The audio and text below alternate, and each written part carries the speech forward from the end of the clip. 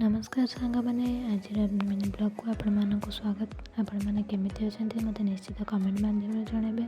मोर तो बहुत सारा काम था सब सारी सारापर मोर कौन थी सब सिलाई करने तो मुझे बस सिलाई करी तो गोटे कथा मन पड़ा मैं आप सहित सेयार करी कहली सांग मैंने आप निश्चित भाव जनइबे कमेंट माध्यम कि आपण मैंने पिला कथा को मन पकाउं कि नहीं से जो पिला सहित बसिकी टमाटो